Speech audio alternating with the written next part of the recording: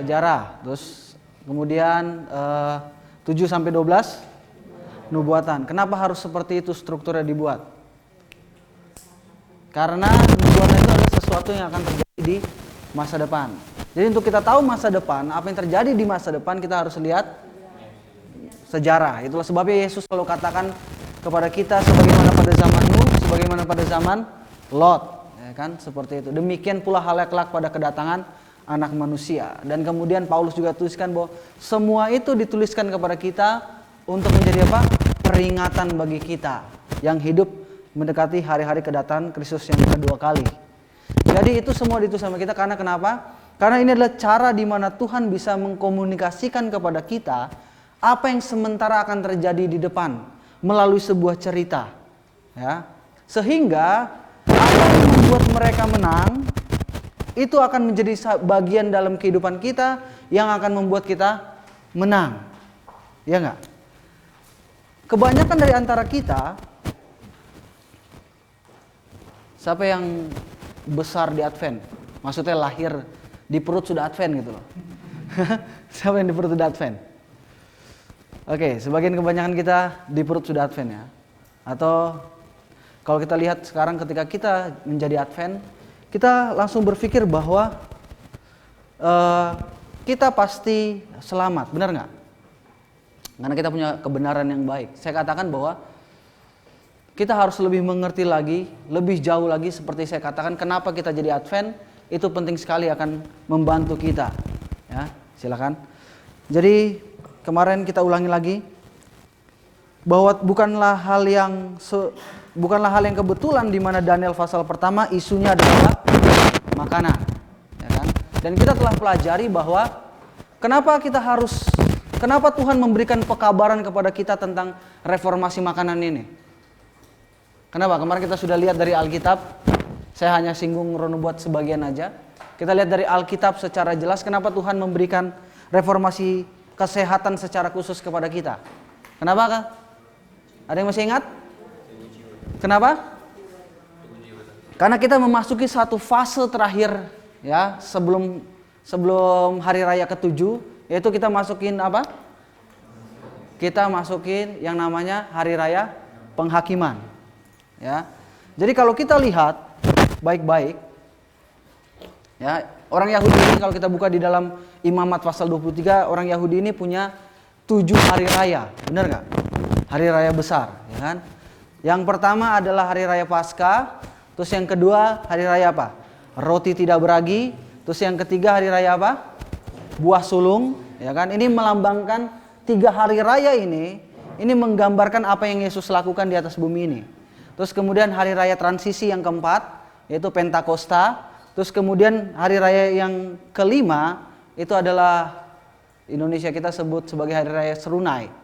Ya, terus kemudian yang keenam adalah hari raya Pendamaian. Dan yang ketujuh adalah hari raya Pondok Daun.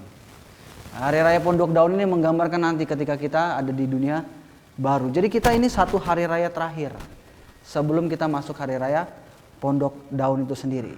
Dan kemudian sudah saya katakan dari kemarin bahwa kita ya, bahwa bukan semua orang yang punya pengetahuan ya yang akan apa?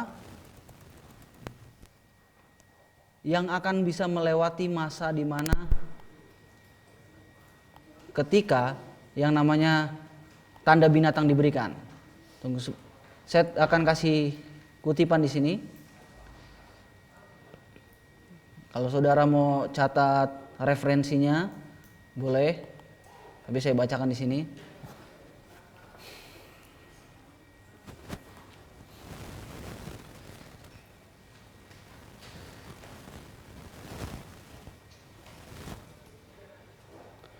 Ya, di sini ditulis dalam Early Writings 64 paragraf 1. Ya. Di mana? Early Writings 64 paragraf 1. Di sini dikatakan, waktu sudah hampir berakhir, ya. Karena saya harus buka jalan dulu masuk ke sana. Waktu sudah hampir berakhir. Apakah Anda memantulkan karakter indah gambaran Yesus seperti semestinya? Jadi Roh Nubuat katakan kepada kita karena waktunya sudah hampir berakhir. Pertanyaan terbesar yang ditanyakan sama Roh nubuat adalah kepada kita, apakah kita benar-benar memantulkan gambar daripada karakter Yesus dengan sempurna? Benar nggak? Kenapa kita harus memantulkan gambar Yesus dengan sempurna? Karena waktunya sudah hampir berakhir. Terus kemudian, lalu padaku ditunjukkan ke bumi. Jadi setelah dia ngasih pertanyaan ini, terus kemudian dia lihat bahwa kepada dia ditunjukkan ke bumi. Apa yang dikatakan? Dan aku melihat bahwa harus ada persiapan di antara mereka. Jadi waktu itu Sister White mendapatkan sebuah penglihatan, terus kemudian ditanya, waktu ini sudah hampir berakhir. Apakah kita benar-benar memantulkan karakter indah gambaran Yesus dengan sempurna? Kata dia. Dan kemudian yang terjadi adalah kepada dia melihat sesuatu di situ. Dan ketika dia melihat apa yang dia melihat bahwa harus ada sebuah persiapan yang harus dilakukan. Dikatakan di antara mereka. Kenapa harus dibuat persiapan? Di sini dikatakan di antara mereka yang agak terlambat menggenggam pekabaran malaikat. Jadi karena mereka agak terlambat menggenggam pekabaran ini, jadi benar-benar harus dipersiapkan waktu. Dan Sister White katakan kepada kita, lebih lanjut lagi di tempat lain di dalam Christian Service, dikatakan bahwa apa yang harusnya biasa kita lakukan bulan-bulan. Jadi kenapa? Karena kita ini sementara mendekati akhir waktu. Saya nggak bisa kasih semuanya, ya karena kita memang nggak punya cukup waktu. Sudah di dalam Daniel pasal 11 ayat 44. Akhirnya dua ayat lagi akan membawa kita kepada masa kesukaran besar yang digambarkan di dalam Alkitab. Terus kemudian kalau kita lihat Wahyu, kita sementara ada di jemaat ke-7. Ya, dari 7 jemaat. Kalau kita lihat di dalam Wahyu juga, di dalam Metrai, kita sementara ada di Metrai ke-6. Ya, karena Metrai ke-6 bagian A. Karena Metrai ke-6 bagian B itu adalah ketika langit tergulung. Ya. Terus kemudian kalau kita lihat sangkakala, kita ada di sangkakala ke-7. Jadi kita benar-benar dekat pada kedatangan Yesus yang kedua kali. Kalau kita nggak percaya Yesus benar-benar mau datang, kalau kita nggak percaya Yesus benar-benar hampir datang, ya berdoalah sama Tuhan supaya diadakan persiapan bagi kita. Dan kemudian dikatakan, malaikat itu berkata, bersiaplah, bersiaplah, bersiaplah. Anda harus mati lebih besar pada dunia daripada sebelumnya. Saya melihat ada sebuah pekerjaan besar untuk mereka lakukan, tetapi waktu yang singkat untuk melakukannya. Jadi kita ini sementara dalam masa dikejar-kejar waktu, ya. Kita sementara dalam masa dikejar-kejar waktu, di mana waktu sudah hampir berakhir, ya. Waktu sudah hampir berakhir, pekerjaan besar diberikan kepada kita. Terus kemudian yang terjadi adalah kita kurang persiapan akan pekerjaan ini sendiri. Kita kurang persiapan akan pekerjaan ini sendiri. Itulah sebabnya kenapa kemarin saya katakan tujuan Tuhan kasih pekabaran malaikat yang ketiga adalah seperti itu. Makanya saya baca sekali lagi, saudara bisa tulis manuskrip rilis volume yang pertama 228 paragraf 2. Dikatakan tujuan Tuhan dalam memberikan pekabaran malaikat ketiga kepada dunia adalah untuk mempersiapkan suatu umat untuk berdiri benar untuk Dia selama pengadilan pemeriksaan. Ini tujuan yang sangat jelas dari pekabaran malaikat ketiga. Tujuannya adalah waktu sudah dekat, tadi kita lihat, ya. Nanti kita Roh Nubuat katakan kepada kita, waktu sudah apa? Waktu sudah hampir berakhir.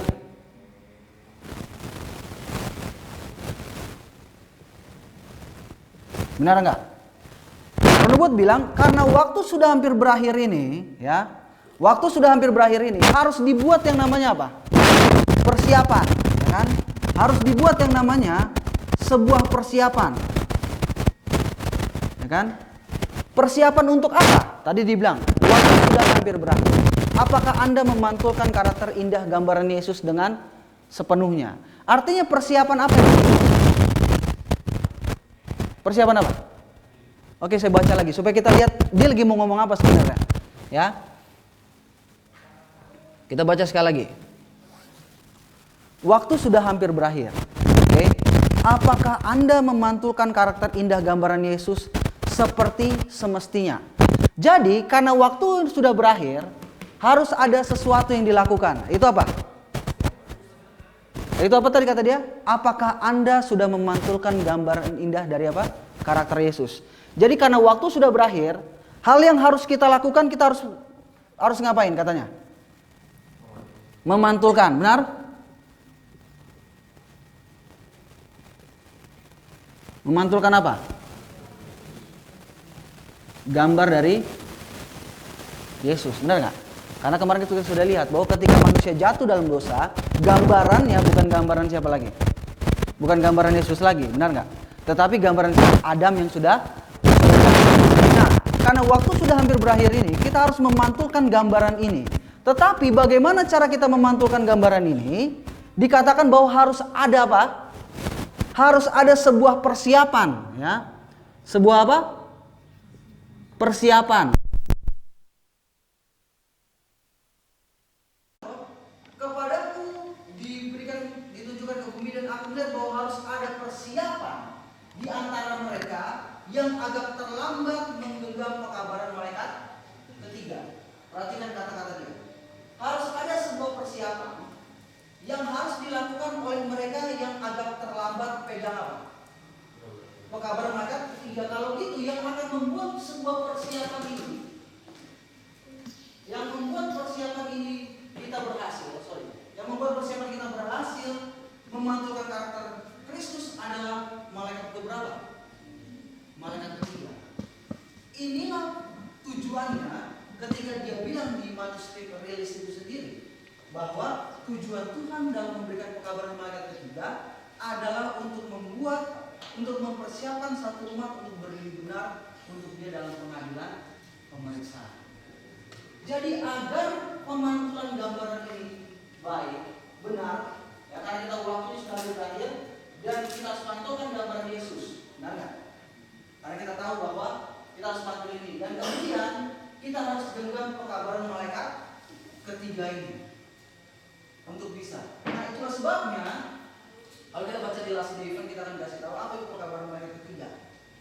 Ya, terus kemudian dikatakan ada seseorang yang bertanya kepada saya, apakah pekabaran pembenaran oleh iman adalah pekabaran malaikat ketiga? Dan saya menjawab itu pekabaran malaikat ketiga yang sesungguhnya. Jadi apa yang mau dibilang kepada kita? Bahwa pekabaran malaikat ketiga ini ada satu cara di mana Tuhan akan mempersiapkan kita untuk punya gambaran siapa? Yesus. Terus kalau begitu pertanyaan kita, apa hubungannya dengan bunyi pesan malaikat ketiga yang katakan? Barang siapa menyembah binatang serta patungnya, ya, dia akan terima cawan murka Allah yang disediakan tanpa campuran dalam cawan murkanya. Apa hubungannya dengan ini? Dan apa hubungannya dengan sahabat? Kemarin saya bilang, apa hubungannya dengan sahabat? Dan apa hubungannya dengan hari penghakiman yang mengharuskan kita menjadi satu hari apa? Kemarin dalam Imamat pasal 16, yang masih ingat? Dikatakan apa? Itu adalah hari Sabat, hari pergantian penuh. Terus kita harus ngapain? Harus merendahkan diri dengan berpuasa. Kita sudah dapat merendahkan diri dengan berpuasa. Dengan cara apa? Dengan cara apa kemarin kita bahas? Kita nggak mungkin berpuasa selama ratusan tahun, benar nggak? Kita nggak mungkin berpuasa dengan selama ratusan tahun. Dan Alkitab memberikan prinsip yang sangat jelas. Itulah sebabnya kenapa kita punya pekabaran reform. Karena ini satu-satunya cara di mana kita bisa merendahkan diri kita. Kita sudah dapat ininya, benar? Puasanya, tapi kita harus mengerti makna sabat benar. Ini yang harus kita mengerti, ini yang akan kita lihat sebentar lagi.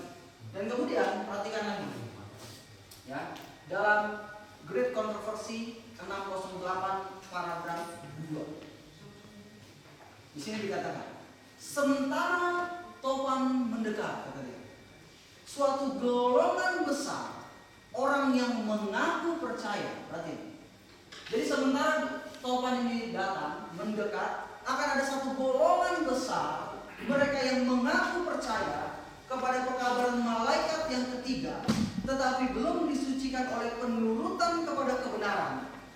meninggalkan kedudukan mereka dan bergabung dengan barisan penentang. Ini tadi saya bilang. Ketika sama seperti yang terjadi pada Daniel pasal 3, dan golongan besar atau golongan kecil yang ingin berpatung, golongan besar. Nah, dan ini dia lagi menceritain ketika badai ini semakin dekat dengan kita, akan ada golongan besar. Saya nggak bisa bayangkan orang yang ngaku percaya apa kabar ini. Dia tahu dengan sangat jelas. Kita coba dalam Daniel 3 dulu ya, sebelum kita lompat ke Wahyu pasal 13. Mereka tahu dengan sangat jelas. Setiap hari mereka mendengar, mulai dari lahir kali, ibunya atau orang tua sudah ngomong dalam perut istrinya bilang, nah, karena kita bilang kepada orang-orang Yahudi bahwa sejak mereka kanak-kanak mereka harus belajar berulang-ulang. Jadi dengan sangat jelas mereka tahu bahwa menyembah patung itu nggak boleh. Mereka tahu dengan sangat persis, mereka mengerti dengan sangat persis, ya kan? Mereka percaya dengan sangat persis. Tetapi Alkitab katakan kepada kita, golongan besar ngapain? Menyembah. Golongan besar menyembah itu patung. Dan penggambaran yang terjadi ini, ingat, Alkitab bilang apa kepada kita? Apa yang pernah terjadi akan terjadi lagi. Apa yang pernah dibuat akan dibuat lagi. Tidak ada sesuatu yang baru di bawah matahari. Jadi kalau ini terjadi pada mereka, ya, yang menggambarkan Wahyu pasal 13, artinya akan ada golongan besar yang sama. Dan yang percaya, yang mengerti, yang paham, tapi mereka sujud menyembah. Ini itulah sebabnya kita perlu kesini untuk mengetahui preparation apa yang mereka buat. Benar? Itulah sebabnya kita harus mengerti apa yang disampaikan di sini. Nah, kalau kita lihat dunia saat ini, karena saya nggak bisa kasih tahu lebih jelas lebih lagi. Kalau kita lihat dunia saat ini, saya yakin percaya bahwa Yesus benar-benar mau datang segera. Ya, Alkitab katakan bahwa tanda binatang akan dikenakan kepada setiap orang. Nah, kecil besar, kaya miskin, merdeka atau hamba akan diberikan pada tangan kanannya atau pada kakinya. Bagaimana orang bisa tahu saya bisa jual beli atau enggak? Saudara bisa jual beli atau enggak? Artinya ada sebuah sistem yang harus terjadi. Benar. Tapi sistem ini bukanlah tanda binatang. Tanda binatang sudah sangat jelas dalam peribadatan hari Minggu. Tapi sistem ini yang akan menentukan orang bisa terima atau enggak, ini sementara sedang berjalan di Indonesia. Sementara sedang berjalan di Indonesia, kenapa? Saya kasih tahu sebagai contoh. Kita punya yang namanya ini, benar nggak? Hah? Kita yang punya namanya elektronik KTP. Nah, apa yang terjadi saat ini di Indonesia sistemnya? Elektronik KTP ini berhubungan dengan apa? Dengan apa? Dia terkait dengan apa sekarang? Dengan ini, benar? Dengan bank. Artinya, kalau saya punya account bank, maka pemerintah akan tahu, benar? Pemerintah akan tahu. Ini bagus. Kenapa? Karena untuk membuat yang namanya pajak tidak digelapkan. Itu tujuan pemerintah. Ya, nah? Tetapi kalau nama saya contoh sini, mereka akan tahu uang apa yang ada pada saya. Berapa banyak uang yang ada di bank, benar kan? Yang saya miliki. Terus kemudian dikatakan juga IKTP ini akan berhubungan dengan yang namanya pesawat apa yang alat transportasi apa yang kita gunakan. Ini akan terhubung.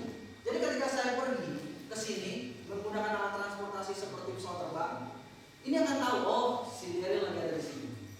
Ya kan? Terus kemudian yang berikutnya, yang sementara sekarang sedang dilakukan berikutnya apa?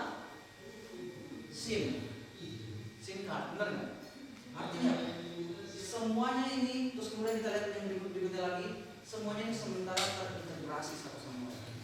Ketika ini terintegrasi dengan satu sama lain, artinya pemerintah bisa cut ini seseorang, benar nggak?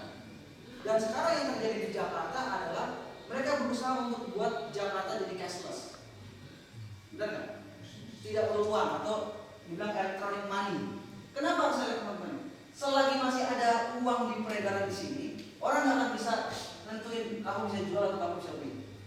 Orang nggak bisa nentuin itu. Kenapa? Karena kita masih pegang uang cash, nah.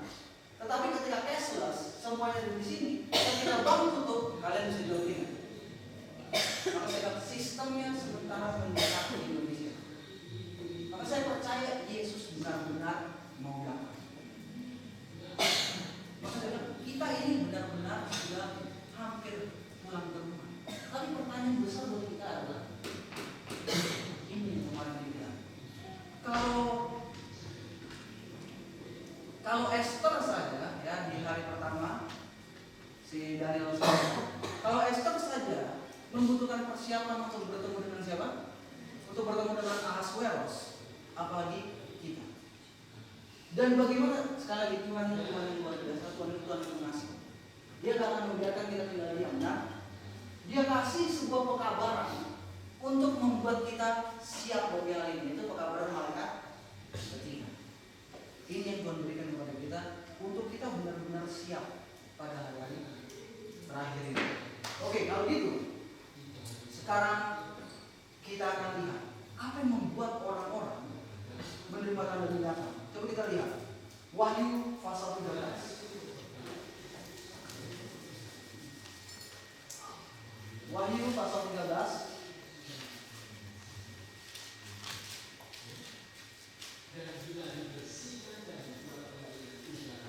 Sudah?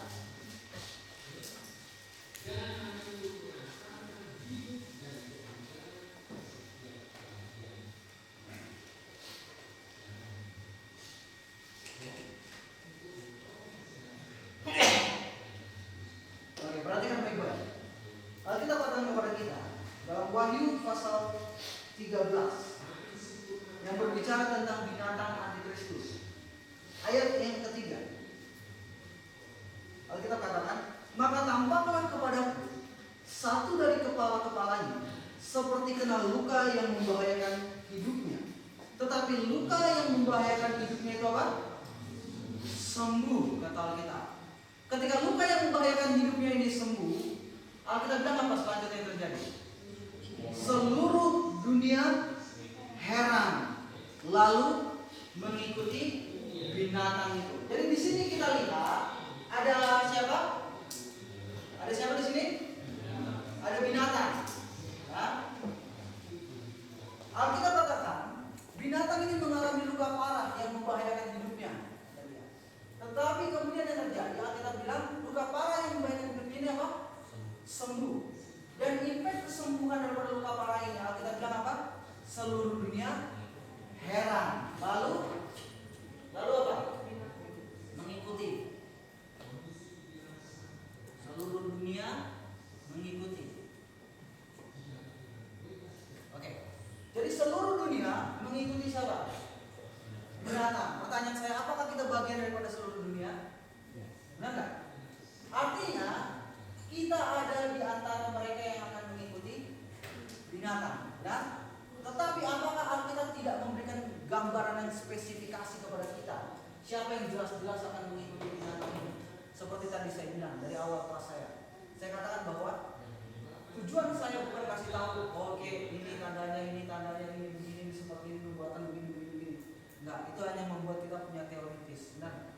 Itu hanya membuat kita punya teori, kita tahu semuanya, tetapi nggak ada apa-apa yang kita lakukan. Nggak ada persiapan apa-apa yang kita lakukan.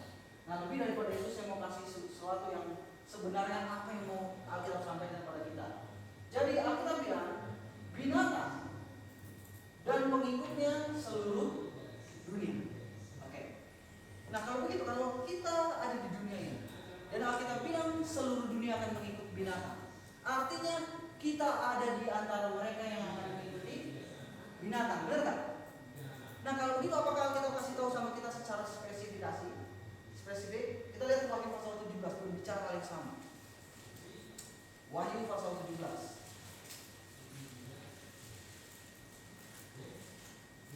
Sudah?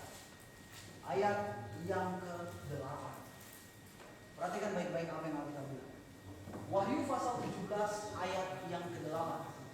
Firman Tuhan katakan demikian. Adapun binatang yang telah kau lihat itu. Dia ngomongin apa? Binatang. Ya, dia ngomongin binatang. Dia lihat, adapun binatang yang telah kau lihat itu telah ada, namun tidak ada. Ya, dia dulu pernah ada katanya. Apakah binatang ini pernah ada dulu? Pernah. Terus kemudian dia mengalami apa kata Alkitab? Luka parah. Artinya dia ada nggak? Tidak ada. Ini yang Alkitab bilang kepada kita. Bahwa binatang yang pernah ada, kata dia, namun tidak ada itu, tidak ada. Ia akan muncul dari apa? Dia akan muncul dari jurang maut. Artinya dia akan ada lagi nggak? Dia akan ada lagi. Artinya ini ngomong hal yang sama. Yaitu siapa? Binatang antikristus dalam Wahyu pasal 13. Terus kemudian dia bilang, dia akan menuju dan ia menuju kepada kebinasaan. Dan mereka yang diam di mana? Oke, sama nggak? Seluruh bumi. Dan mereka yang diam di bumi katanya, apa kata Alkitab? Yaitu mereka yang tidak tertulis di dalam kitab kehidupan sejak dunia dijadikan akan apa? Heran. Oke, jadi kita sudah dikasih tahu sama Alkitab. Nah, artinya Alkitab bilang tadi di Wahyu pasal 13 ayat yang ketiga bahwa ketika luka parah ini sembuh, Alkitab bilang apa? Seluruh dunia heran lalu mengikut binatang ini. Karena kita adalah bagian dari dunia, kita kemungkinan besar ada di bagian ini, benar? Tetapi Alkitab dengan sangat jelas memberikan kepada kita di gambaran lain bahwa ketika binatang ini sembuh, maka seluruh bumi dan secara khusus dikatakan mereka yang namanya tidak tertulis dalam kitab kehidupan akan heran, benar nggak? Artinya yang akan ikut binatang ini, yang akan terima tanda binatang. Pertanyaan saya, apakah mereka yang tahu nubuatan? Apakah yang tidak ikut binatang ini? Apakah mereka yang tahu nubuatan? Apakah mereka yang tahu Alkitab? Apakah mereka yang tahu event-event apa yang akan terjadi menjelang kedatangan Yesus kedua kali? Saya nggak bilang itu nggak penting ya. Buat apa saya ngajarin Daniel Revelation? Itu penting juga. Tapi lebih daripada itu, yang penting supaya kita nggak heran dengan ini, yakinkan nama kita ada dalam kitab. Saya mau coba gambarin semua gambar yang jelas Daniel Revelation. Jadi kita sudah tahu bahwa orang yang akan menerima tanda binatang, dengan kata lain, mereka namanya tidak ada di mana? Tidak ada di mana? Tidak ada di kita kehidupan. Nah kalau begitu agar kita tidak terima tanda binatang, artinya nama kita harus di mana? Di kitab kehidupan. Dan coba kita buka Daniel pasal 12 ayat pertama. Berbicara hal yang sama. Ya, berbicara hal yang sama. Daniel 12 ayat pertama, Alkitab katakan kepada kita apa? Pada waktu itu, apa katanya? Pada waktu itu juga akan muncul siapa? Mikael, pemimpin besar itu. Ya kan? Dia akan mendampingi anak bangsamu dan akan ada apa? Satu waktu kesukaran besar yang belum pernah terjadi sejak adanya bangsa-bangsa sampai pada hari itu. Tetapi apa kata dia? Tetapi bangsamu akan terluput, yaitu mereka yang namanya tertulis dalam kitab. Kalian bisa lihat garis besarnya mau kita bilang. Jadi mereka yang tidak terima tanda binatang adalah mereka yang namanya tertulis dalam kitab kehidupan. Dan mereka yang akan luput pada hari di mana kita bilang akan terjadi satu masa kesukaran besar yang belum pernah terjadi sejak adanya bangsa-bangsa adalah mereka yang namanya tertulis dalam kitab kehidupan. Dan Roh Nubuat untuk menggambarkan kata-kata ini dengan sangat luar biasa mengerikan. Bahkan sampai dia bilang pena pun nggak bisa menggambarkan apa yang terjadi. Itu nggak penting apa yang terjadi di sana. Tapi lebih penting daripada itu adalah apakah nama kita tertulis dalam kitab kehidupan. Benar? Karena kalau kita lihat bagian terakhir daripada kemenangan akhir, Sister White katakan kepada kita bahwa ketakutan daripada orang-orang ini bukanlah mereka mau dibunuh, tapi ketakutan bagi orang-orang ini adalah apakah dosa mereka akan menghalangi mereka. Jadi itulah sebabnya saya baca sekali lagi. Kalian sudah saya kasih tahu semuanya. Saya baca sekali lagi.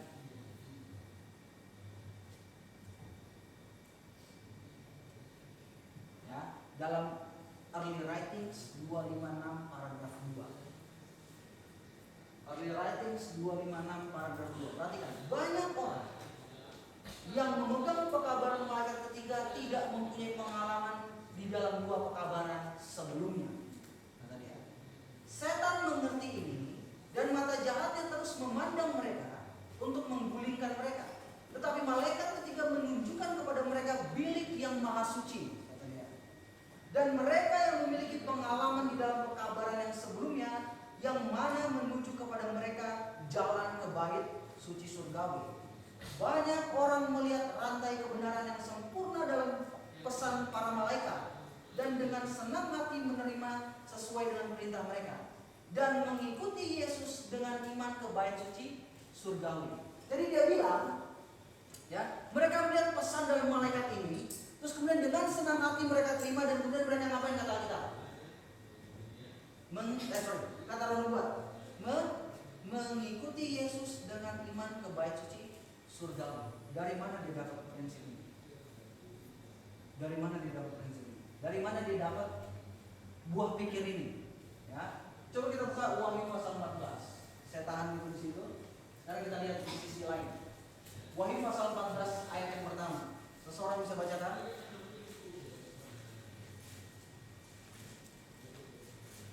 Wahyu 14 ayat yang pertama. Dan aku melihat sesungguhnya anak domba berdiri di bukit Sion dan bersama-sama dengan dia 144.000 orang, dan di dahi mereka tertulis namanya dan nama Bapaknya. Oke, perhatikan baik-baik. Alkitab bilang, dan aku melihat apa? Sesungguhnya anak domba berdiri di bukit Sion, katanya. Dan sama dia ada siapa? 144.000, ya, orang, dan di dahi mereka tertulis namanya dan nama Bapaknya. Ya, di dahi mereka tertulis namanya dan nama Bapaknya. Nama di dalam Alkitab menggambarkan karakter. Artinya di dahi artinya dia percaya atau dia mengerti dengan sangat jelas karakter siapa? Yesus. Terus kemudian, dan aku mendengar suatu suara dari langit bagaikan desau air bah dan bagaikan deru guru yang dahsyat, dan suara yang kudengar itu seperti bunyi pemain-pemain kecapi yang memetik kecapinya. Mereka menyanyikan suatu nyanyian baru di hadapan tahta dan di depan keempat makhluk dan tua-tua itu. Dan tidak seorang pun yang dapat mempelajari nyanyian itu selain daripada siapa? 144.000 orang yang telah ditebus dari bumi. Mereka adalah orang yang tidak mencemarkan diri dengan perempuan-perempuan, karena mereka murni sama seperti perawan. Mereka adalah orang-orang yang apa? Oke. Di sini kita lihat gambaran jelas, benar nggak? Alkitab katakan kepada kita dalam Wahyu pasal 13 ayat yang ketiga bahwa ada binatang dan ada siapa? Ada pengikutnya, ya? Ada binatang, ada pengikutnya. Di Wahyu pasal 14 ada siapa? Ada siapa tadi? Anak domba. Terus kemudian anak domba ini punya siapa kata Alkitab? Punya pengikutnya, benar nggak? Karena Alkitab bilang tadi di ayat yang ketiga kepada kita, ayat yang keempat, bahwa mereka adalah orang-orang yang mengikuti anak domba itu kemana saja ia pergi. Jadi di sini ada pengikut binatang, ya, ada followernya beast. Di sini ada followernya lamb, ya.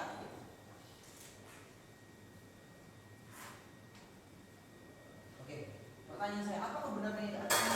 Apakah di akhir zaman benar akan terjadi seperti ini? Dua hal, ya, dua sisi yang terjadi. Satu di sisi sini, satu di sisi sini, benar nggak? Benar nggak? Jadi satu di sisi sini dan satu di sisi sini. Dan itu sebabnya kenapa kita harus punya pekabaran 3 malaikat. Karena pekabaran 3 malaikat ini akan membagi dunia jadi 2 bagian. Kita ikutin sisi sini, kita ikutin sisi sini. Ini penting sekali. Kenapa? Karena di sini ada binatang dan pengikutnya. Di sini ada anak domba dan pengikutnya. Nah, tapi perhatikan baik-baik, bagaimana dia bisa mengikuti anak domba? Ya, tadi kita lihat kenapa dia bisa ikuti binatang, karena namanya tidak tertulis dalam kitab kehidupan. Nah, pertanyaan saya, bagaimana dia bisa mengikuti anak domba? Perhatikan. Jadi Alkitab bilang bahwa 144.000 ini, saya nggak akan bahas 144.000 itu literal atau simbolik, itu nggak penting. Ya, Sister White katakan yang penting adalah kita berusaha untuk menjadi bagian itu dan kita pelajari karakternya. Dan kemudian kita lihat bahwa 144.000 itu mengikuti anak domba kemana saja dia pergi. Benar nggak? Oke, coba kita buka Yohanes pasal 14. Yohanes pasal 14, penulis yang sama. Yohanes pasal 14, sudah? Di sini waktu para murid mau ditinggalin sama Yesus, mereka sedih.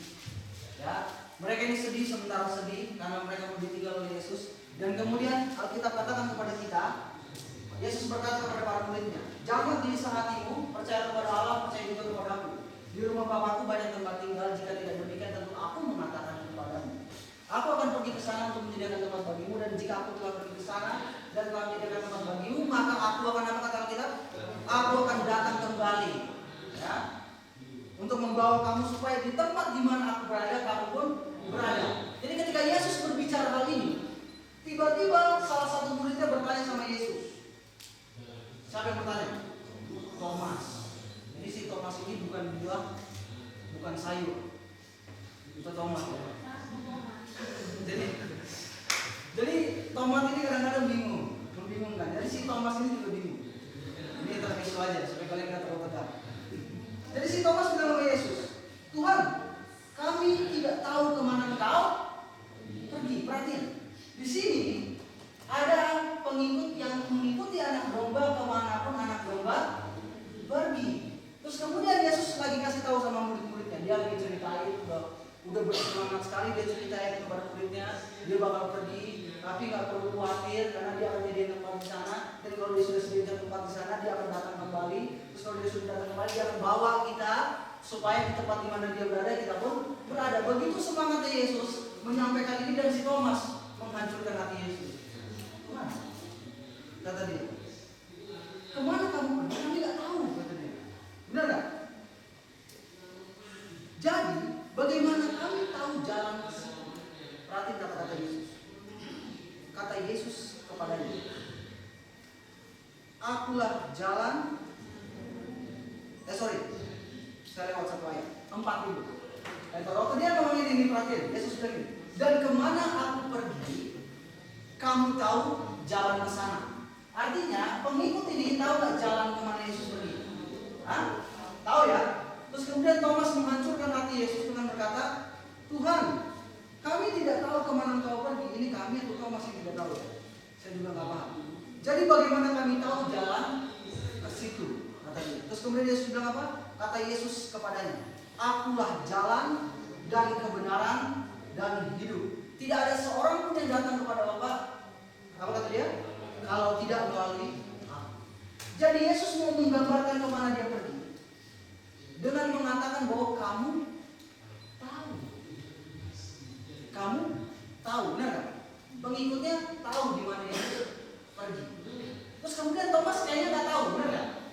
Pertanyaan saya, kalau Yesus bilang tahu, seharusnya mereka tahu nggak? Mereka tahu, tapi Thomas nggak tahu saya kenapa, dia ini nggak tahu. Terus kemudian Yesus menjelaskan dengan sangat jelas, Akulah jalan, kebenaran dan hidup. Kalau begitu apa hubungannya ini?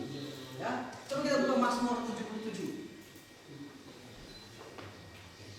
Sebelum kita buka Mazmur 77, tadi saya mau katakan dari mana Sister White dapat pemikiran ini? Ya, saya baca sekali lagi tadi. Early Writings 256 paragraf 2. Coba kita buka Mazmur 77. Early Writings 256 paragraf 2. Perhatikan. Dikatakan demikian. Saya baca sekali lagi supaya kita paham apa yang sementara saya coba maksudkan. Ya, banyak orang yang memegang pekabaran malaikat ketiga tidak mempunyai pengalaman di dalam buah pekabaran sebelumnya. Setan mengerti ini dan mata jahatnya terus memandang mereka untuk menggulingkan mereka. Tetapi malaikat ketiga menunjuk kepada mereka bilik yang maha suci. Perhatiin, malaikat ketiga menunjuk bilik yang maha suci. Ya. Terus kemudian dikatakan Dan mereka yang memiliki pengalaman di dalam pekabaran yang sebelumnya, yang mana menuju kepada mereka jalan ke bait suci surgawi. Jadi dua pekabaran sebelumnya akan merujuk kepada jalan bait suci surgawi. Terus kemudian orang yang melihat rantai kebenaran yang sempurna dalam pesan para malaikat, kata dia, dan dengan senang hati menerimanya sesuai perintah mereka dan mengikuti Yesus dengan iman kemana? Bait suci surgawi. Ini pengikut Yesus kemana pun Yesus pergi. Benar? Terus kemudian dia katakan dengan iman mereka ini mengikuti Yesus ke bait suci surgawi. Oke, tadi saya bilang dari mana di dalam pemikiran ini. Kita lihat bahwa pengikut ini mengikuti Yesus kemana pun Yesus pergi. Nah, terus Yohanes 14 memberikan penerangan yang lebih jelas kepada kita. Waktu dia bilang, kemana aku pergi, kamu tahu jalan ke sana. Dan Thomas tidak tahu jalannya, dan Yesus bilang, aku jalan kebenaran dan hidup. Apa jalan kebenaran dan hidup itu? Kita lihat di Mazmur 77. Ya, ayat 14. Bahasa Indonesia kita sedikit kurang tepat. Bahasa Indonesia kita katakan, ya Allah, jalanmu adalah kudus. Oke, sementara dalam bahasa Indonesia, thy way, O God, is in sanctuary. Jadi jalanmu ya Tuhan ada di dalam bait suci. Artinya pengikut ini mengikuti Yesus kemanapun dia pergi. Dan Yesus sementara kita tahu bahwa dia sementara pergi ke bait suci surgawi. Dan dengan iman seperti yang Sister White katakan kepada kita dalam Early Writers 25:14-2, bahwa mereka menerima dengan senang hati malaikat yang ketiga ini, dan dengan iman mengikuti Yesus ke bilik yang maha suci. Dia dapat thoughts ini dari mana? Dari Alkitab. Dia dapat pemikiran ini dari Alkitab. Maka saya bilang dari kemarin, saya sudah uji ini Roh Nubuat. Saya dibaptis tahun 2009 dan sampai tahun 2017 ini saya sudah baca ini Roh Nubuat, dan saya sudah yakinkan bahwa apa yang ada di Roh Nubuat semua berasal dari tidak ada pernah dalam pikiran sendiri. Makanya saya mau nunjukin kemarin, ketika Roh Nubuat katakan kita harus help reform, dari mana dapat quotes itu dia? Dari Alkitab, bukan dari Roh Nubuat. Makanya ketika orang bilang itu kata Sister White, saya cuma bilang baca lagi Alkitab. Kalau kita bilang itu kan kata Sister White bukan kata Alkitab, itu kan kata Sister White bukan kata Alkitab, itu kan kata Sister White bukan kata Alkitab. Saya cuma mau bilang apa yang Nabi bilang nggak mungkin bertentangan dengan Alkitab. Kalau kita percaya dia Nabi, itu nggak mungkin bertentangan dengan Alkitab. Dan saya sudah tes 8 kali. Saya baca, ketika saya tahu sesuatu, saya berusaha untuk tahu dari Alkitab. Ini dari mana source-nya dia dapat? Dia dapat dari mana ini thoughts-nya? Ketika kita dapat thoughts-nya, baru kita mengerti. Kenapa Roh Nubuat diberikan kepada kita? Karena kita nggak belajar dengan benar. Maka Sister White bilang, seandainya setiap orang mempelajari Alkitab dengan benar, mereka nggak perlu tulis. Kenapa? Karena kita nggak akan bilang, kita akan tahu semuanya prinsip dasar gereja Mazmur 7. Kita akan menemukan semua reform yang ada di dalam Alkitab tanpa kita perlu Roh Nubuat. Itu yang mau dia bilang. Tapi karena kita belajar Alkitab dengan tidak benar, sehingga perlu Roh Nubuat ini, God's guiding gift. Ini yang Tuhan berikan kepada kita untuk nuntun kita supaya kita mengerti. Makanya ketika kita tahu sesuatu, jangan pernah katakan itu dari Roh Nubuat. Tidak benar. Itu dari Alkitab. Semuanya benar. Kan? Ini yang terjadi. Jadi kita bisa lihat, kita ulangi sekali lagi. Mereka yang terima tanda binatang, ya, atau mereka yang mengikuti binatang, yaitu mereka yang namanya tidak tertulis dalam kitab kehidupan. Ya. Jadi kalau begitu, dengan kata lain kita melihat pembagian dua kelompok, benar? Kita melihat pembagian dua kelompok ini. Yang satu namanya tidak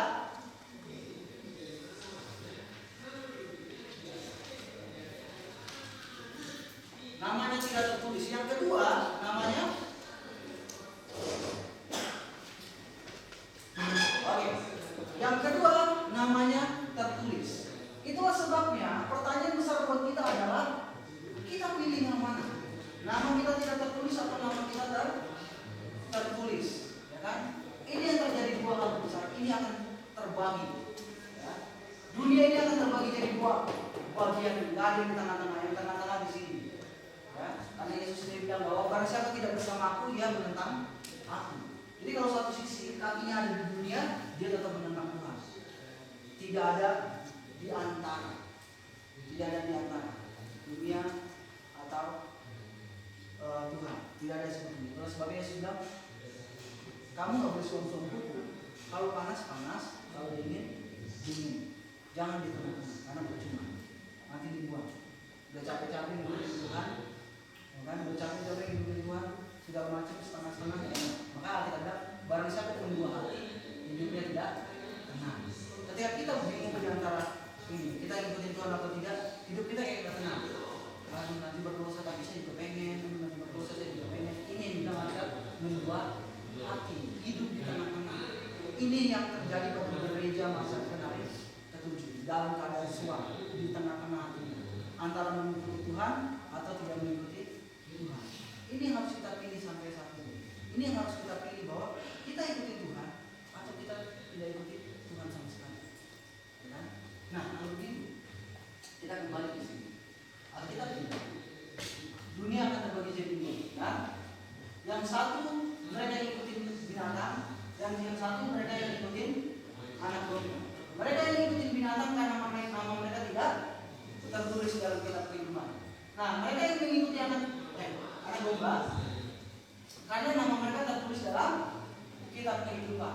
Nah, pertanyaan besar bagi kita sampai saat ini masih, karena kita belum jawab, adalah bagaimana nama kita bisa ada di dalam kitab kehidupan, benar nggak? Bagaimana nama kita tidak dicoret dalam kitab kehidupan? Ingat, waktu bangsa Israel berdosa, Tuhan menghapus bangsa Israel. Terus kemudian Musa bilang apa? Apa yang Musa bilang? Apa yang Musa minta? Hapuskan nama saya dari kitab kehidupan. Terus kemudian Tuhan bilang apa?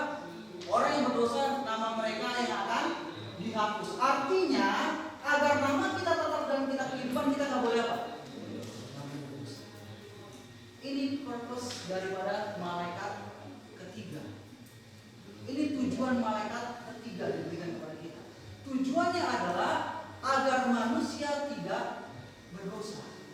Itulah kenapa saya yakin dan percaya panitia BYC menggunakan subtim itu dengan baik, yaitu apa? Grow in grace and in knowledge of our Lord Jesus Christ.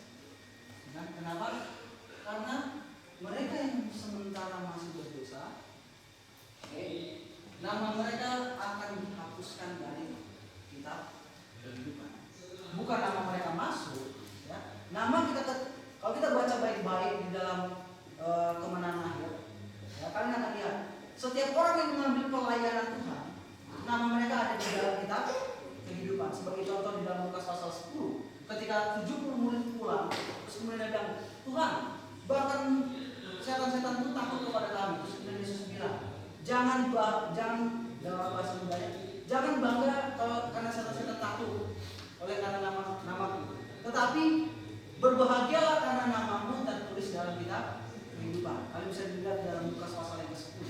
Artinya setiap orang yang mengambil bagian dalam pekerjaan Tuhan, nama dia secara otomatis akan masuk dalam kitab kehidupan. Tetapi secara otomatis pula, kalau dia berdosa, namanya akan dihapus dari kitab kehidupan. Dan bagaimana cara kita supaya kita tetap stand di dalam kitab kehidupan? Tuhan kasih pekabaran luar biasa sama kita, itu pekabaran malaikat ketiga. Ini dia kasih sama kita supaya nama kita benar-benar ada dalam kitab kehidupan, tidak keluar. Dan nama kita tidak keluar dalam kitab kehidupan itu sendiri.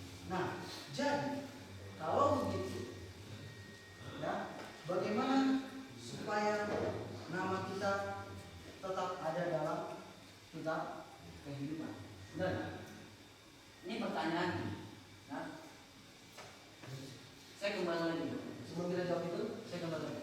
Kalian lihat dengan sangat jelas apa inti Daniel Revelation? Bisa lihat bahwa itu bukan tentang, jadi begini, ada yang namanya agenda setan. Itu Tuhan kasih tahu di dalam nubuatan. Itu yang disebut nubuatan. Jadi Tuhan mereview nubuatan kepada kita untuk mengetahui agenda setan ini apa. Tetapi Tuhan juga punya agenda. Nah, agenda dia apa? Ini. Setan punya agenda untuk seluruh dunia ikut dia. Tetapi Tuhan juga punya agenda untuk seluruh dunia ikut siapa? Ikut Tuhan. Jadi kadang-kala ketika kita baca nubuatan, kita cuma mau tahu agendanya setan doang, benar kan? Oh begini, begini, sibuk, waduh, Illuminati begini. Saya nggak bilang itu salah. Ya, saya nggak bilang itu salah, tetapi jangan berfokus pada agenda setan saja. Berfokuslah pada agenda Tuhan, apa yang Tuhan ingin sampaikan kepada kita. Ya kan? Jangan sampai kita seharusnya berfokus pada agenda Tuhan dan apa yang Tuhan mau kita lakukan, sehingga yang terjadi adalah kita berfokus pada agenda setan dan kita tahu semuanya, tapi kehidupan kita enggak. Oke? Jadi sekarang kita lihat bagaimana nama kita supaya tertulis dalam kitab kehidupan dan apa inti dari pekabaran malaikat yang ketiga bagi kita. Dan mengapa pekabaran malaikat ketiga ini akan mempersiapkan orang bagi pengadilan pemeriksaan. Dan mengapa ini adalah tema terbesar di dalam Alkitab. Ini akan kita jawab ya dalam sisa sesi pagi ini dan nanti sesi siang kita akan jawab itu. Tetapi lebih daripada itu ya, kita perhatikan dulu apa yang kita katakan. Kita kembali lagi ke Imamat pasal 16.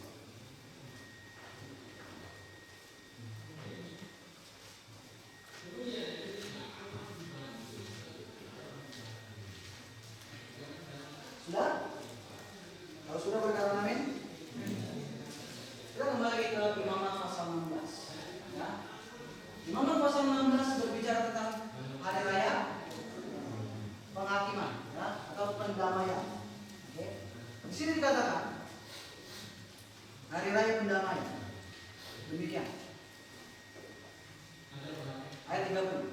Karena pada hari itu harus diadakan apa? Pendamaian bagimu untuk ngapain? Mentahirkan kamu. Oke, pertanyaan. Apa itu mentahirkan? Apa? Membersihkan, cleanse bahasa Inggrisnya. Jadi hari raya itu secara khusus diberikan untuk ngapain katanya? Membersihkan kamu. Ya kan? Apa yang dibersihkan? Kamu akan ditahirkan dari segala dosamu di hadapan Tuhan. Oke. Jadi tujuan daripada hari raya pendamaian adalah pentahiran daripada dosa manusia atau penghapusan atau pembersihan dosa manusia. Ya kan, itulah sebabnya Daniel 8:14 katakan unto 2,300 days the sanctuary shall be cleansed. Maka tempat kudus itu akan di bahasa Indonesia kita kurang tepat. Jadi dibersihkan. Apa yang dibersihkan? Ya. Agar kita tahu ini, kita harus kembali lagi ke pelajaran yang diberikan kepada Musa. Ya. Kita harus kembali ke pelajaran yang diberikan oleh Tuhan kepada Musa. Jadi ini diberikan kepada kita. Nah, ini diberikan kepada kita, kepada Musa secara khusus dan kepada bangsa Israel secara khusus, adalah untuk memberikan sebuah gambaran apa yang Tuhan ingin sampaikan kepada dunia, bagaimana cara Tuhan mengatasi masalah dosa. Jadi kalau kita lihat baik-baik, saya hanya mengulang saja karena saya percaya, yakin dan percaya setiap orang akan tahu ini. Jadi di dalam perayaan ini, di dalam pelayanan ada dua fase pelayanan bait suci. Fase pertama adalah harian dan fase kedua adalah tahunan. Ya. Harian itu biasanya orang bawa domba kalau dia beruang sedikit, kemudian dia bawa domba, terus kemudian adalah orang berdosa ini bawa domba yang tidak bercacat yang melambangkan Yesus. Terus kemudian waktu mereka bawa domba itu, mereka mengaku dosa mereka dan mereka taruh tangan mereka di atas apa? Kepala domba. Ini menggambarkan bahwa secara simbolis dosa orang berdosa ditransfer kemana? Ke domba. Ya, dosa orang berdosa ditransfer ke domba. Terus kemudian domba ini dibawa dan kemudian disembelih, dan kemudian darahnya itu ditaruh di dalam seperti baskom seperti itu, dan kemudian yang terjadi adalah domba ini yang telah disembelih kemudian dibakar di apa? Sebagai korban bakaran. Jadi dari orang berdosa ditransfer kemana? Ke domba dosanya. Dari domba terus kemudian dibawa melalui darah, ditransfer ke darah. Nah dari darah ini imam masuk ke sini, ya. Imam masuk ke sini kan? Ini bilik yang maha suci. Terus kemudian imam masuk ke sini, terus kemudian dia ke sini dan kemudian dia akan lakukan? Dia percikan darah ini kemana? Ke tirai. Ya. Dia percikan darah ini ke tirai yang menggambarkan bahwa dari orang berdosa ditransfer ke domba, dari domba ditransfer ke darah, dan dari darah ditransfer ke mana? Tirai. Artinya catatan orang yang telah diampuni dosanya ada di mana? Tirai. Dan setahun sekali tirai ini yang menggambarkan catatan dosa yang sudah diampuni harus dibersihkan. Kalau bahasa kita pemutihan. Jadi kita punya pajak diputihkan. Artinya seperti orang yang enggak berdosa lagi seperti itu. Paham? Nah ini yang terjadi. Nah pertanyaan saya, apa ini kabar gembira atau kabar menakutkan? Kabar gembira, tapi ketika orang-orang akan belajar tentang pengadilan pemeriksaan seperti sebuah ketakutan. Benar nggak? Aduh, pengadilan pemeriksaan. Kenapa? Karena kita nggak benar-benar siapa Yesus kita, dan kita nggak tahu pekerjaan apa yang dilakukan. Sehingga ketakutan memikirkan dalam pikiran kita, dosa saya begini dan segala macam. Seperti seseorang yang tidak punya pemahaman. Nah, ini yang mereka lakukan, dan kemudian catatan dosa ini terletak di sana. Ini adalah dosa yang sudah diampuni. Dosa yang sudah diampuni inilah yang tercatat di tirai. Jadi kalau ada dosa yang belum diampuni, belum diakui dan belum diampuni, nggak akan ada di sana. Itu sebabnya kenapa kita harus mengampuni dosa kita. Ya kan, makanya setia dan adil, jangan mengampuni segala dosa kita. Ya kan? Itu sebab kita harus mengakui. Kenapa? Kalau kita mengakui, maka akan tercatat di sini. Ketika ini tercatat dan kemudian berikutnya akan dihapuskan. Itu sebabnya dalam Daniel pasal 7, ketika berbicara tentang pengadilan ini, kita buka Daniel pasal 7. Ya, kita tetap di kitab cantik kita di Muhammad pasal 16, dan kita pergi ke Daniel pasal 7.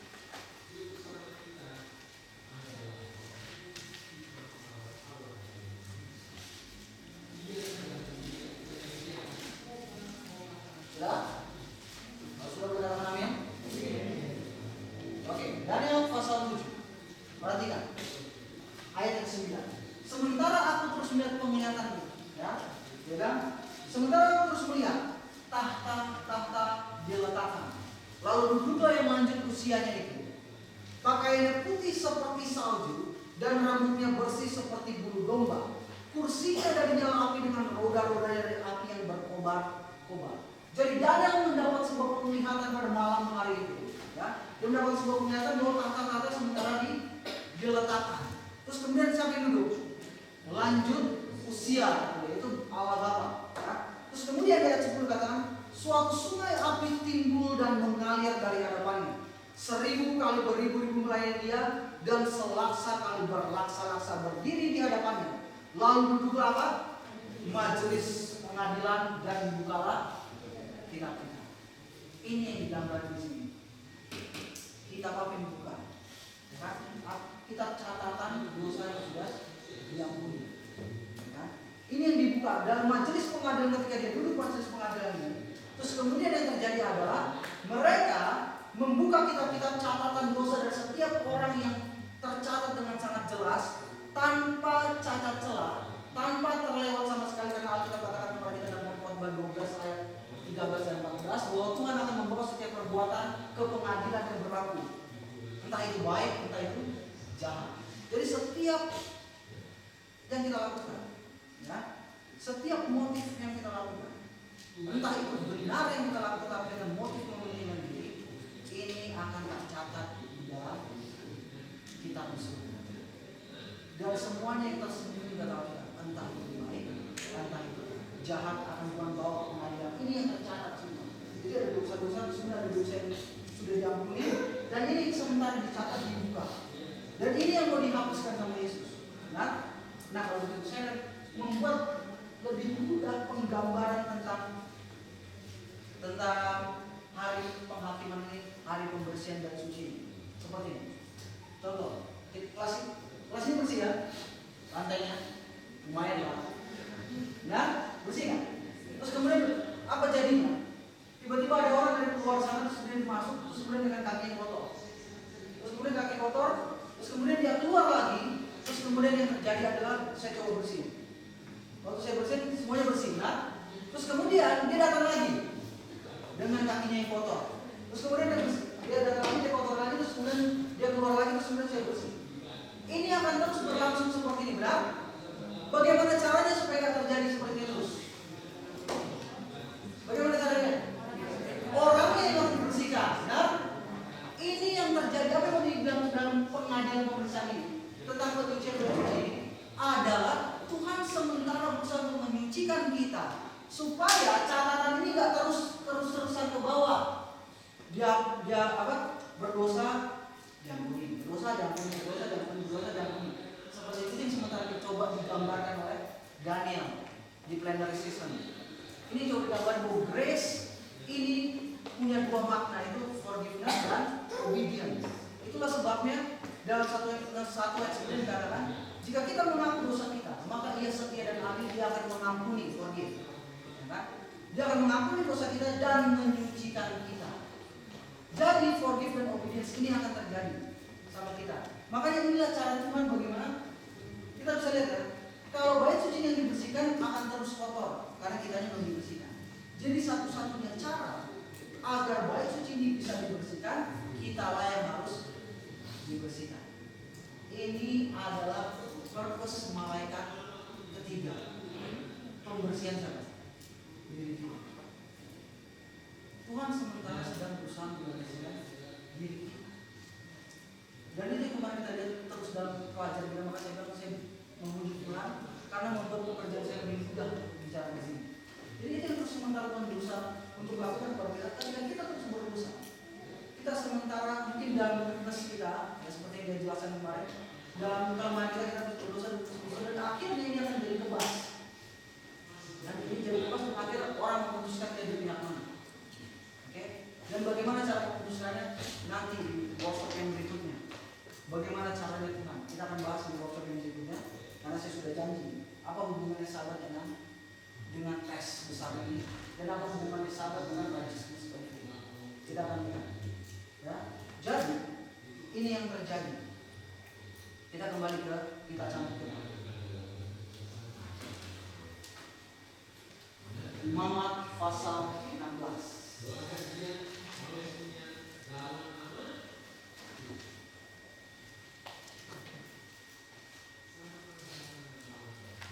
Hari ini, ya, ayat 31. Saya baca lagi ayat 30. Karena pada hari itu harus diadakan pendamaian bagimu untuk mentahirkan kamu. Kamu akan ditahirkan dari segala dosamu di hadapan Tuhan. Hari itu harus menjadi apa? Sabat. Ya. Hari perhentian penuh bagimu, dan kamu harus merendahkan diri dengan berpuasa. Itulah suatu ketetapan untuk selama-lamanya. Jadi Alkitab katakan itu harus jadi hari Sabat, hari perhentian penuh, dan kamu harus merendahkan diri, ya, dengan cara berpuasa. Makanya saya bilang ini pekabaran yang Tuhan berikan kepada kita tentang health reform. Seperti yang saya bilang kemarin, apa arti reform? Dibentuk kembali. Karena kita kemarin ya, kita sudah pelajari bahwa kita dari titik yang paling tinggi ketika Tuhan ciptakan kita, dari manusia yang tidak berdosa, Tuhan ciptakan, katalah kita dalam Kejadian pasal 1 ayat 26, bahwa Tuhan menciptakan manusia menurut gambar dan rupa Tuhan. Ya. Terus kemudian sesuatu terjadi dalam Kejadian 3 sehingga kita turun secara drastis oleh karena apa? Dosa. Merosot ke manusia ini begitu sangat keras. Jatuh seperti dijelaskan sama Daniel tadi malam. Ya. Bagaimana desires kita sudah korup. Ini masuk ke bawah, terus kemudian bagaimana caranya agar kita bisa diselamatkan? Tuhan harus bawa balik kita ke atas, benar? Ini satu-satunya cara Tuhan harus bawa balik kita ke atas supaya kita bisa kembali ke posisi di mana Adam tidak berdosa, ya kan? Dia harus balikin lagi ke posisi kita ke atas. Itulah sebabnya Kenapa harus balik ke atas? Karena kita tahu dalam Kejadian pasal 5 ayat yang ketiga, ketika Adam hidup berumur 130 tahun, dia memperanakan Set bergambar dan rupanya. Artinya manusia yang sudah jatuh ini, dia membawa hukum hereditas ke manusia itu sendiri. Seperti saya gambarin kemarin dalam cerita Abraham, ya, terus kemudian Ishak, terus kemudian Yakub dan 12 anaknya. Ini dia bawa kembali. Dan kemudian itulah sebabnya Yesus bilang dalam Yohanes pasal 3, jika kamu tidak dilahirkan kembali, kamu tidak akan melihat kerajaan Allah. Terus kemudian Nikodemus bingung, apakah mungkin orang tua seperti saya dilahirkan kembali? Dan kemudian Yesus bilang, kamu harus dilahirkan oleh air dan roh. Kita harus dilahirkan oleh air yang namanya baptisan. Ketika kita dibaptis dalam Roma pasal 6, kita dibaptis dalam kematian Yesus. Artinya apa? Manusia lama kita mati. Terus kemudian kita keluar sebagai manusia baru. Ketika kita memutuskan baptisan ini, dan kita keluar dari manusia baru, ya, hal berikutnya yang harus terjadi adalah kita harus dituntun oleh roh. Benar kan? Ini akan kita lihat nanti di next session. Apa hubungan sahabat? Apa hubungannya righteousness by faith? Apa hubungannya dengan roh? Apa hubungannya dengan roh kudus? Kita akan lihat nanti. Ya. Jadi ini yang terjadi, kita harus dilahirkan seperti itu. Nah, agar kita bisa kembali, Tuhan harus balik ini. Karena Roma pasal yang ketiga katakan kepada kita bahwa manusia telah berdosa dan telah kehilangan kemuliaan Allah. Dan kita tahu di dalam Alkitab bahwa kemudian melambangkan karakter. Jadi bukan hanya berdosa manusia, tapi Tuhan punya masalah juga, manusia punya karakter yang salah. Inilah sebabnya kita harus membawa balik karakter kita ke atas. Bagaimana caranya? Artinya sesuatu yang sudah rusak itu harus dibentuk ulang. Dan itulah sebabnya Alkitab bilang, akulah tanah liat dan engkaulah yang membentuk aku, dalam Yeremia. Jadi Tuhan digambarkan sebagai tukang periuk, dan kita digambarkan sebagai tanah liat. Tuhan yang bentuk, oleh sebab itu Tuhan harus bentuk ulang kita lagi. Dan dalam pembentukan ini Tuhan kasih namanya reform. Reform, pembentukan ulang. Selera yang hilang, selera yang rusak harus dikembalikan ke selera yang benar. Cara berpikir yang rusak harus dikembalikan ke cara berpikir yang benar. Semua yang telah rusak oleh akibat dosa harus dikembalikan ke posisi yang benar. Ini tugas Tuhan. Kalau enggak, nanti surga jadi enggak menyenangkan bagi kita. Benar? Surga akan menyenangkan bagi kita. Itu sebabnya Tuhan harus bawa ini. Bagaimana dia bawa? Dia kasih kabar mereka mainan yang ketiga. Sekarang kita lihat. Kita tahu, ya. Ayat yang 31. Kita baca sekali. Hari ini harus menjadi sabat, hari perhentian penuh bagimu, dan kamu harus merendahkan diri dengan berpuasa. Itulah suatu ketetapan untuk selama-lamanya. Jadi Alkitab katakan, hari itu harus menjadi apa? Sabat. Apa arti sabat di dalam Alkitab? Hari peristirahatan. Jadi hari peristirahatan. Sekarang kita lihat. Satu-satunya yang menggambarkan ini dengan sangat baik adalah Ibrani pasal 4.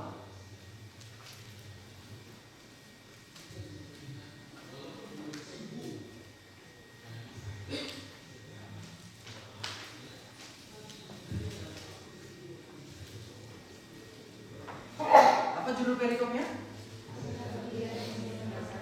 Hari perhentian yang disediakan siapa? Yang disediakan Allah. Oke, coba baca. Ayat pertama. Sebab itu baiklah kita waspada, supaya jangan ada seorang di antara kami yang dianggap ketinggalan, sekalipun janji akan masuk ke dalam penghentiannya masih berlaku. Oke, perhatikan baik-baik. Alkitab katakan kepada kita, ya.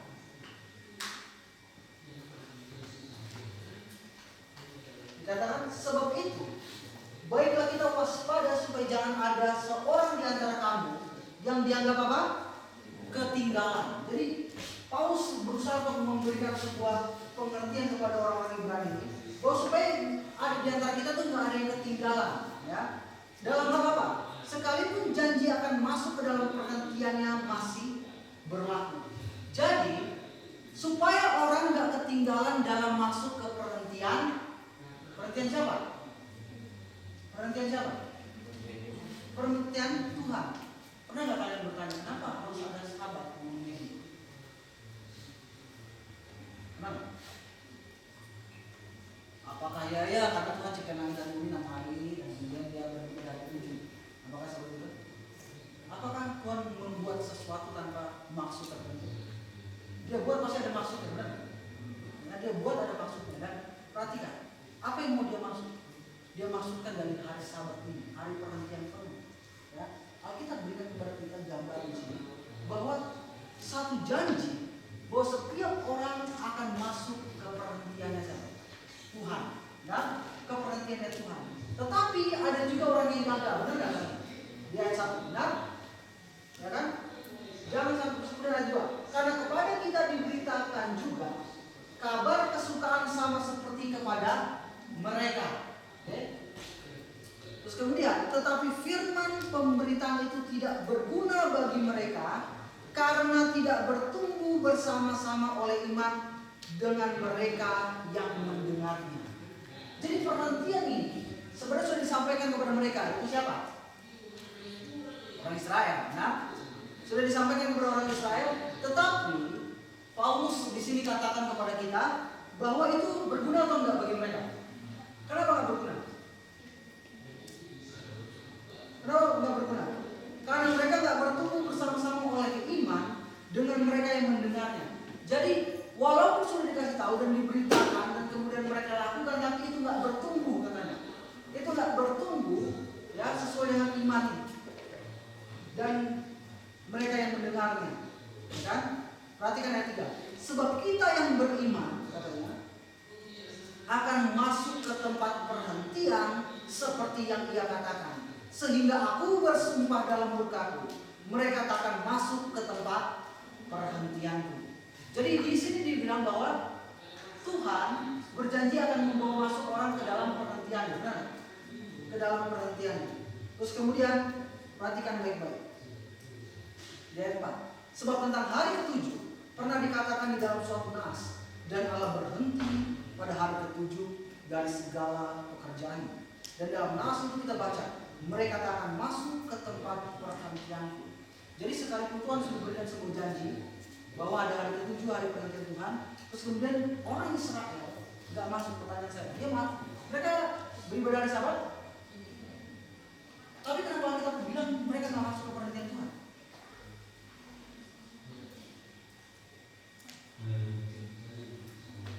Kenapa? Artinya yang dibilang Alkitab, sekalipun kita pelihara Sabat, kita bisa nggak masuk ke perhentian Tuhan. Benar nggak? Ini secara literal. Coba kita berpikir. Artinya, kalau kita mengerti ini dengan sangat jelas, kita akan memelihara hari Sabat lebih lagi, lebih jelas lagi dan lebih mengerti lagi dan lebih paham lagi. Dan kemudian, perhatikan.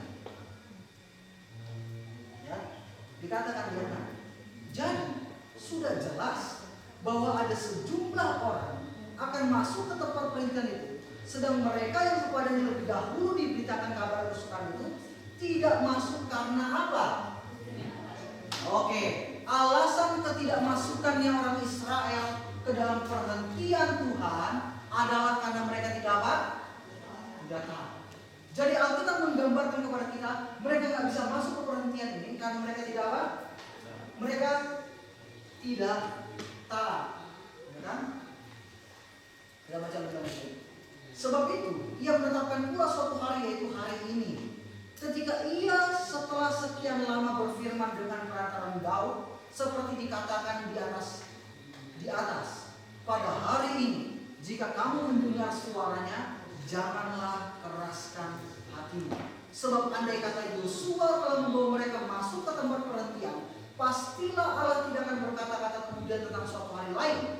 Jadi masih tersedia suatu hari perhentian, hari ke-7 bagi umat Allah. Sebab barang siapa telah masuk ke tempat perhentiannya, ia sendiri telah berhenti dari segala pekerjaannya, sama seperti Allah berhenti dari pekerjaannya. Jadi Alkitab katakan kepada kita, kalau kita masuk ke perhentiannya, maka kita akan berhenti dari segala pekerjaan, ya kan? Pekerjaan apa? Pekerjaan apa? Oke, hari Sabat ini apa artinya hari Sabat? Hari apa? Hari perhentian, hari peristirahatan. Nah, hari perhentian, hari peristirahatan. Coba kita buka di dalam Matius pasal 11. Matius pasal 11 ayat 28.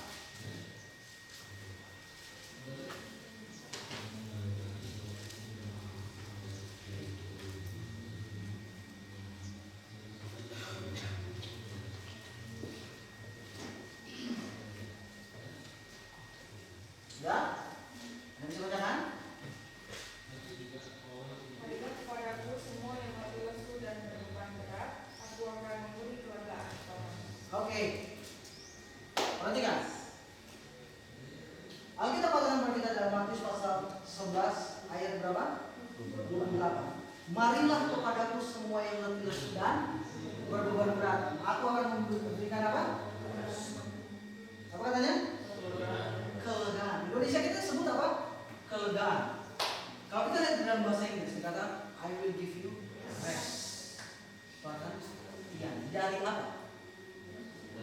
Sebelumnya dia ngomong apa? Marilah kepadaku semua yang letih lesu dan berbeban berat, aku akan memberikan perhentian. Artinya perhentian dari apa? Beban berat, benar nggak?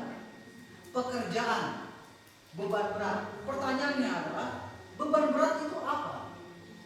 Apa beban berat yang digambarkan di dalam Alkitab ini? Coba kita buka Mazmur 38 ayat 5. Mazmur 38 ayat 5.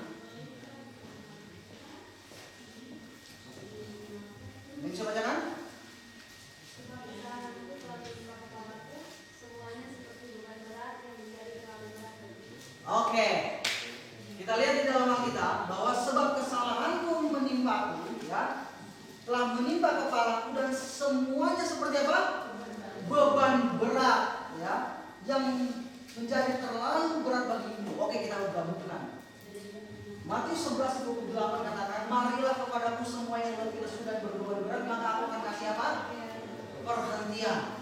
Dan perhentian apa yang digambarkan sama Yesus? Ya, perhentian apa yang digambarkan sama Yesus di sini? Dikatakan dalam Mazmur pasal yang 38 ayat yang kelima, bahwa kesalahanku telah menimpa kepalaku dan semuanya ini seperti apa? Beban berat. Artinya dengan kata lain, di dalam bahasa Inggris ini, artinya dengan kata lain beban berat itu apa? Dosa. Kalau kalian baca di Design of Ages, Sister White langsung tulis beban berat itu dosa. Maka saya bilang quotes-nya dari mana? Dari Alkitab. Maka sekali lagi saya mau katakan kalau ada di antara kita yang nggak begitu percaya sama Sister White, ya, saya mau bilang bahwa coba baca bandingan dengan Alkitab. Saya 8 tahun guys, dan saya menemukan semua yang dia katakan sesuai dengan Alkitab. Jadi Alkitab memberikan tahu kepada kita bahwa beban berat manusia adalah dosa. Oke? Beban berat manusia adalah dosa. Dan kerinduan Tuhan adalah apa? Memberikan apa? Apa? Perhentian. Dari apa?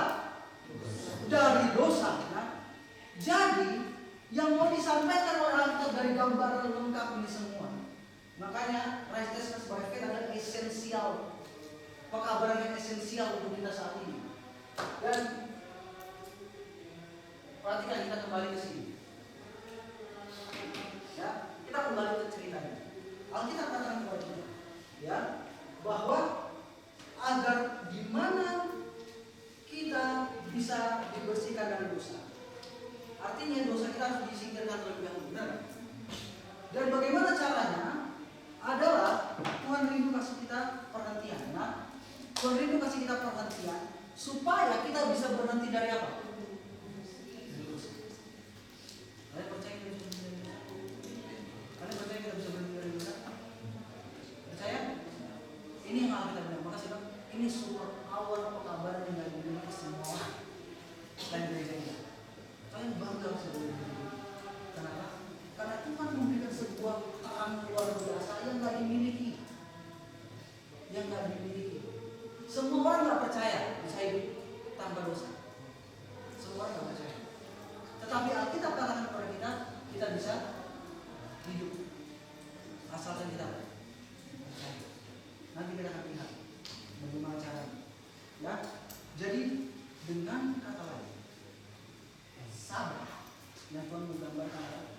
cara di mana Tuhan sebenarnya berusaha untuk memberikan karunia. Terus sebabnya dia bilang, 6 hari lamanya kamu akan bekerja, ya kan? Dan melakukan segala pekerjaanmu, tetapi pada hari ke-7 adalah hari Sabat Tuhan malam, dan janganlah kamu apa? Bekerja. Kenapa harus diminta melakukan? Kenapa nggak beribadah aja gitu? Pernah nggak tidak beribadah? Nggak beribadah datang aja gereja, dan selesai pulang, dan kita lakukan seperti biasa kita. Kenapa? Kenapa Tuhan nggak buat seperti itu? Tapi harus buat 1 hari perhentian penuh, di mana kita nggak boleh lakukan kebiasaan-kebiasaan yang kita lakukan. Kenapa? Karena Sabat adalah sebuah sign. Pertanyaan saya, boleh kita nonton TV hari Sabat? Kalau 1 hari kita bisa nonton TV, Tuhan mau bilang 6 hari kamu bisa. Benar? Ini sign-nya. Terus kalau kita bilang, jangan ngomong orang Sabat. Bisa kita begini kan? Nanti kalau hari Sabat, nanti kita Seventh Day Adventist. Ya kan? Kita berusaha Seventh Day Adventist. Nah, kita orang Advent benar-benar hari ke-7 doang. Oke? Hari ke-6-nya kebenaran Advent. Jadi, apa yang mau dibilang Alkitab? Maka saya bilang ketika kita tahu kebenaran Sabat itu benar-benar, kehidupan kita kan berubah. Jadi Sabat itu sebuah tanda itu mau bilang, kamu bisa di hari itu seharusnya kamu bisa di hari lain. Seharusnya kamu bisa, dan kamu nggak nonton itu, seharusnya kamu bisa tidak nonton di hari lain. Apa buktinya kamu nggak bisa? Kalau 1 hari kamu bisa. Ini sebuah tanda. Jadi setiap kita melihat Sabat, sebuah janji perhentian diberikan kepada kita. Rahasia? Luar biasa. Luar biasa. Bahwa Sabat benar-benar memberikan sebuah gambaran kepada kita bahwa bersama Tuhan kita bisa. Oke? Dan bagaimana caranya? Nanti di next session saya akan kasih tahu. Ya, apa hubungannya Sabat? Kita sudah tahu ya. Kenapa pada hari penghakiman harus jadi Sabat? Karena Sabat adalah tanda bahwa kita dihentikan dari dosa, dan penghakiman nggak boleh buat kita untuk berdosa. Seperti tadi contoh, yang harus dibersihkan siapa? Orang itu. Nah, jadi Tuhan berusaha untuk membuat kita bersih. Itulah kenapa dia itu harus jadi hari Sabat. Itu harus jadi 1 hari di mana itu harus jadi 1 hari di mana kita dibersihkan. Oke? Kita stop sampai sini. Kita akan lanjutkan nanti di sesi berikutnya. Kita tunduk kepala, kita berdoa. Maha besar Bapa kami yang bertata dalam kerajaan surga, terima kasih ya Tuhan untuk pelajaran luar biasa yang Kau berikan kepada kami, dan terima kasih Tuhan untuk hari Sabat-Mu yang Kau berikan kepada kami Tuhan, sebagai tanda kasih-Mu kepada kami, bahwa kami benar-benar akan masuk ke tempat perhentian-Mu. Ampuni kami Tuhan jikalau sampai detik ini kami masih melakukan sesuatu yang tidak berkenan kepadamu, dan bantu kami untuk fokus pada Engkau berikan. Terima kasih banyak Bapak, ampuni dosa dan pelanggaran